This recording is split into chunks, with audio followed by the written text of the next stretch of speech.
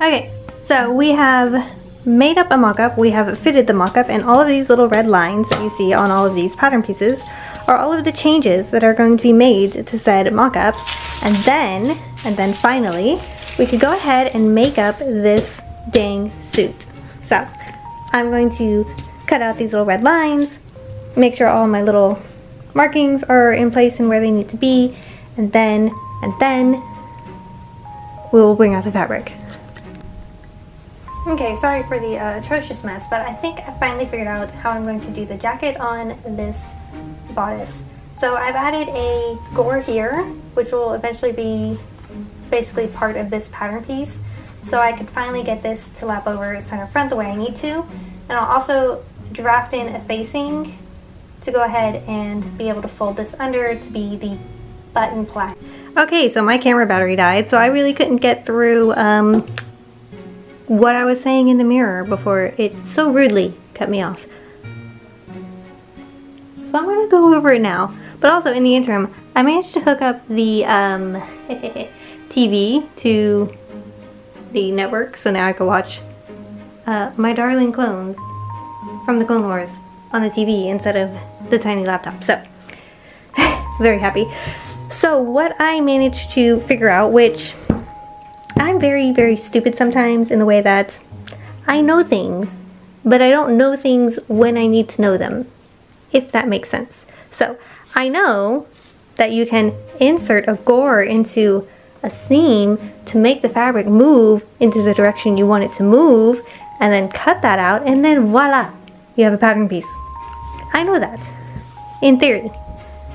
But when I'm trying to figure out why I can't get this thing to close up center front, thinking the problem is on the outer edge rather than the inside seam, I apparently don't know that.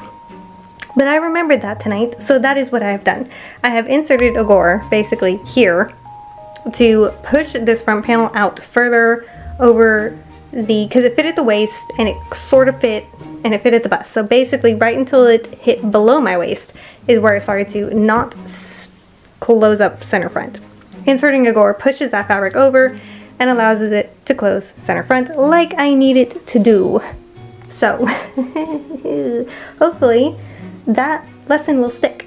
The other thing I did was I went ahead and shortened out the bottom because it was just falling far too low. This side is still on the longer side of it, and I didn't insert the gore. And so I have the, I guess, hem alterations that I want to make. The gore is now inserted.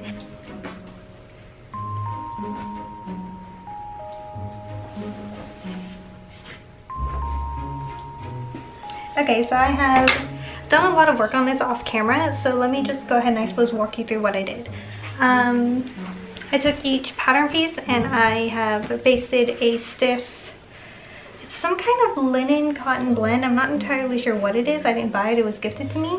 But this white fabric, it feels and looks like a chambray, just in white, but it's stiff enough to where it holds this, it just gives enough stability to this really drapey suiting that I have.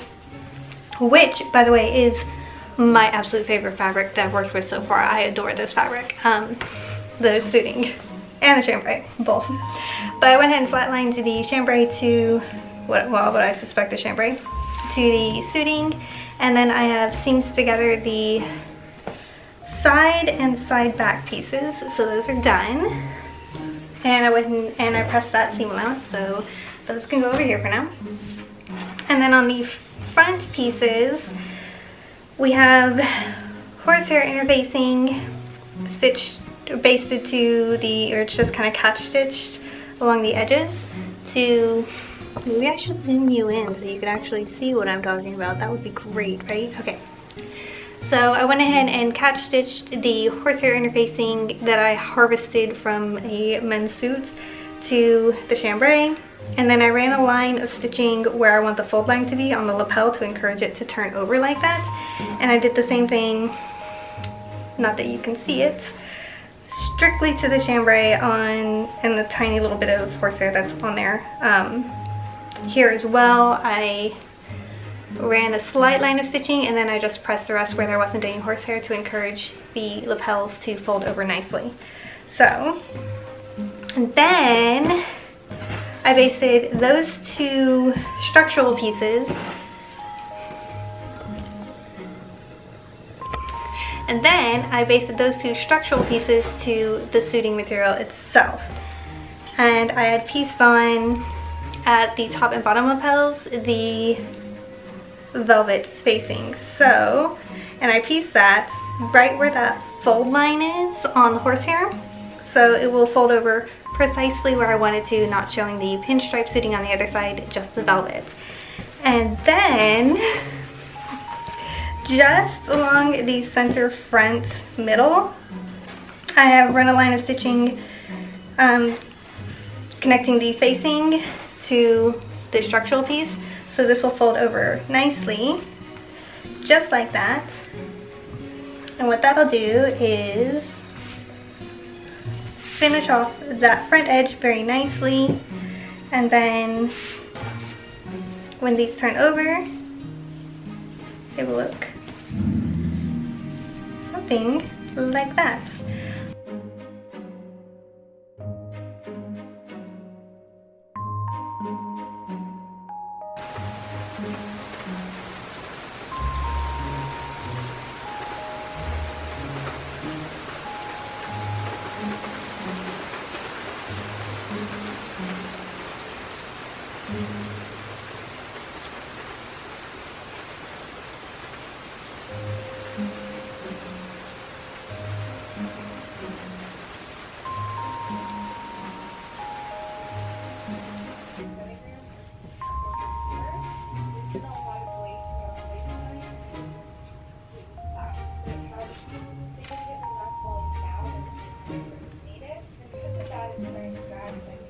Okay, so here's where we're at with our Victorian suit.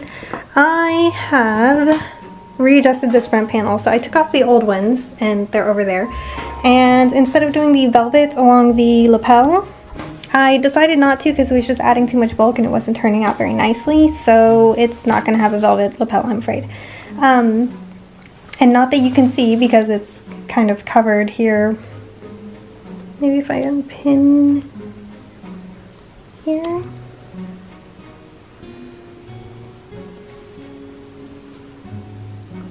Higher up.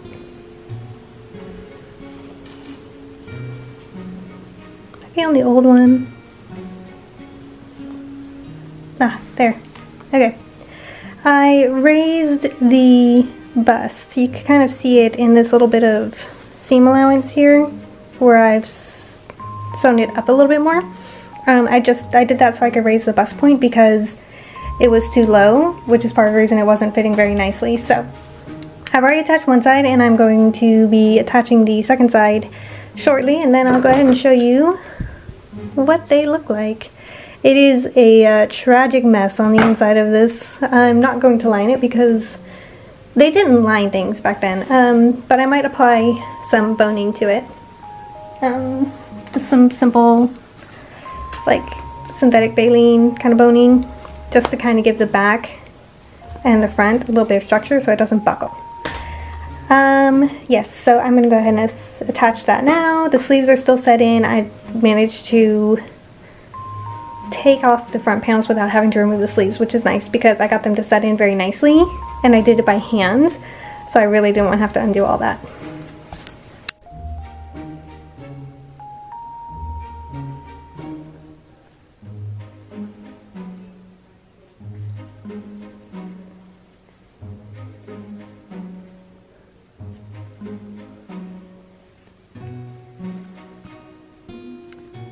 Alright, so mercifully, I think I have actually filmed a little bit more than I thought I did on this project. So I have already gone in and explained the changes that happened with the lapels and why those changes occurred, because we had issues.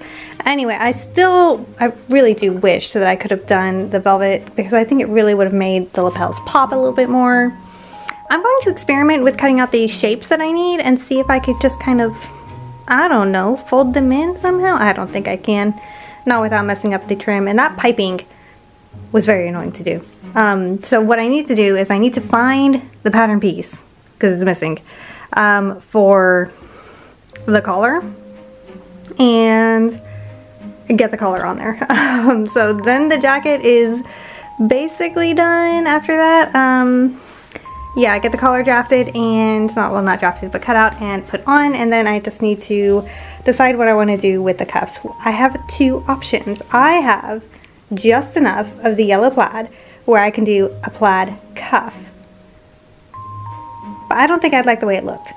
I do have more where I can just, you know, do a pinstriped cuff, or I could do my velvet cuffs. Don't really know what to do, because I feel like if I do the velvet cuffs, the lapels should be velvet. But if I do a velvet collar without the velvet lapels, I think it would look weird, right? I don't know, but I can do. Okay, so I have officially hemmed down the piping edge of the back lapels, so now I need to take the pinstripe pieces and just place them over top, so when they fold over, they'll be a nice finished clean side just like this. I have installed boning into the seams. I only did 5 of the 7. I might do some here just to kind of smooth that out a bit, because this is a side seam and it does kind of buckle a little bit, but these just do a little bit to support the overall shape of the garment. And then the neckline is also tucked down. I'm going to probably put tacking stitches here in the collar where these pins are, just because I think that's where I want them to lay, and it's hard to get them to lay that way. I might baste, no, I don't think I will. I think I'll just tack that and then press the collar. And then tacking stitches are also going to go on these bottom lapel bits so they stay in place. I'll do the same on the back when I get the back pieces put on. And then maybe tacking stitches on the lapels. We'll see if it's necessary. I think they fold back just fine without them, but we shall see. And then I need to figure out how I'm going to finish the edge of this, because I finished the edge of the lapel pieces and I did leave enough of an overlap on each side, so I can just kind of tuck it under or fold it under and just kind of stitch it in place. I might just do a hem binding on it. That'd probably be the easiest thing to do. I'll probably do that. Okay. But yes, that's where that is so far, and I need to go and run an errand, so I'll be back, I guess, soon-ish. On our jacket, I've got all of the boning installed and in place here, and I think I'm going to run another bit of boning here, which means I need to go ahead and make some up. I've got the lapels tacked in place at the bottom. I've got the collar tacked in place at the top just to make sure it stands. I need to press the collar. And then of course on the back we have our back lapels done. So really I just need to go in and bind the edge of this. I think I'll do self-binding basically. So I'll use the same fashion fabric to bind the edges of the jacket here. And then I just need to turn up the... Actually, I could probably make some cuffs and do like, because I was going to do velvet cuffs on the original sketch, but the velvet was just really difficult for me to work with. I don't have a lot of experience with velvet. I am also fairly new at sewing, so it was just too much. It was beyond my skill set, but I think I could still do cuffs, maybe just like not very wide cuffs. Yeah, maybe like, yeah, like that. How wide is that? Is that like 4 inches, 3 inches? 3-inch cuffs. And then have the piping on there too.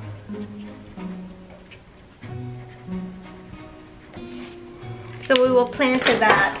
And I think that's how I'll go ahead and finish the cuffs. But yeah, this is coming along. We are almost done. And let's just keep cracking at it, shall we?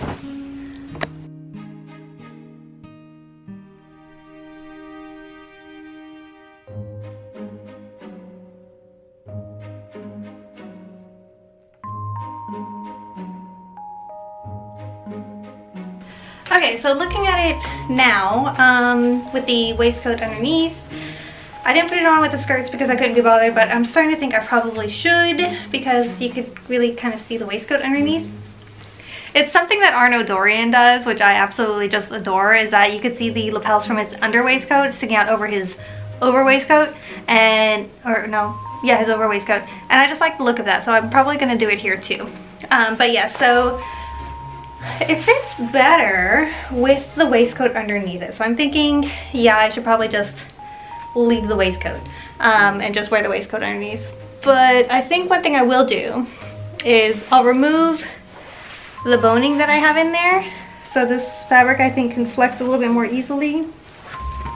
Yes, like so. Because I think all that's doing is just adding bulk. So yeah, I think it's just adding bulk. So let me do that on the other side and see if it makes a difference. Where else do I have boning? I know I have boning in the back, but that's really just to keep it from buckling. So I think what I'll do is I'll put in a waist stay and see if I could force it to adhere to the back further. Are you peeking through? Yep. Waistcoat is peeking through in the back, but I think I can finagle the skirts in such a way to prevent that from showing. I don't want that to poke through. Yeah. Alright, let me see if there's another bone in here I need to take out. So the waistcoat looks really good with the jacket on its own. I kind of hate it. I think it's made pretty nicely and it fits just fine. I just think it looks a little bit, the yellow isn't my favorites. Anyway, let me see. Bone. Okay. Alright, let's try it without the boning.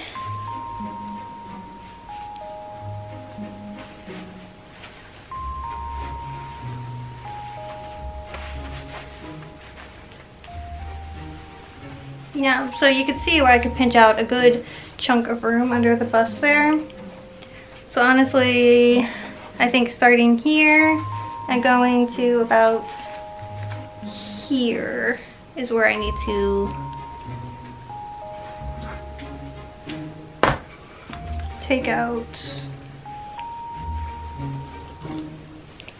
just the extra.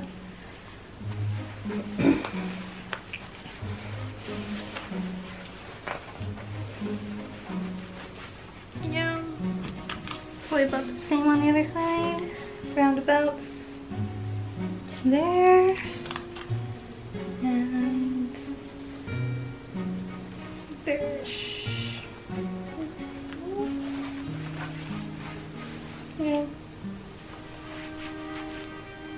Honestly, that should probably go a little bit higher, up to like here. Yeah, that one too. Okay, so from basically here to here, I'll be just taking out maybe about an inch of room just to bring it in a bit more and make that shape a little bit more flattering, I think. I did design this with the corset in mind, but upon putting on the corset, I don't think it really does much for me anyway. Probably doesn't fit right. Should probably redraft one and make one over again, or buy a pattern. Yeah, I think buying a pattern would probably be better for me. So we'll probably do that. Anyway, but that's the progress on it so far, and I will give you an update probably, hopefully before Halloween, because I plan to wear this before Halloween, or on Halloween. So it's looking a little bit piratey. Yeah, okay.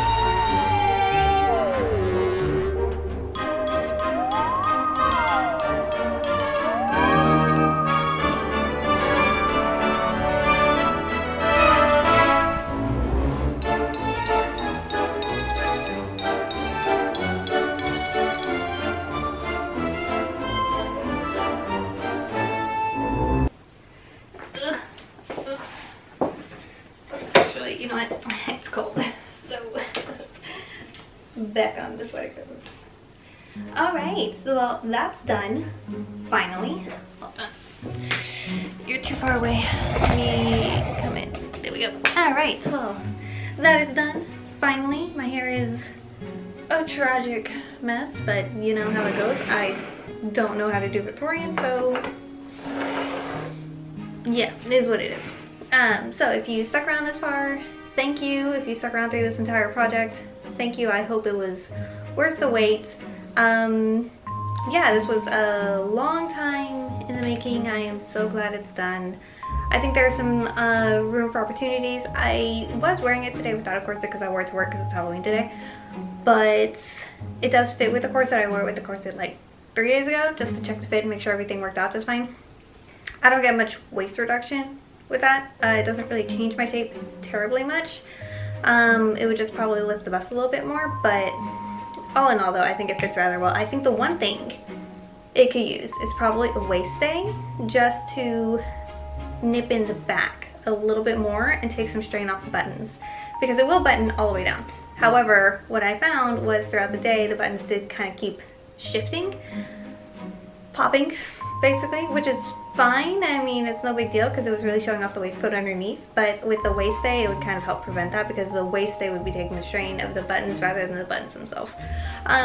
So those would be my two quick fixes, was, you know, wear a corset, put in a waist stay. Other than that, it's done. I'm happy with it. I think I could probably wear it this holiday season to Dickens on a Strand if I decided I wanted to do that, or I could just, you know, make a new Victorian costume for that. You know, that's always fun. I hope it was worth the wait, and if you would like to see more historical sewing, although not very good historical sewing, some vintage sewing, which is considerably better, or just some movie costuming, then do follow along. I've got a few more projects that I've finished but I haven't edited that I will try and get out to you guys very soon.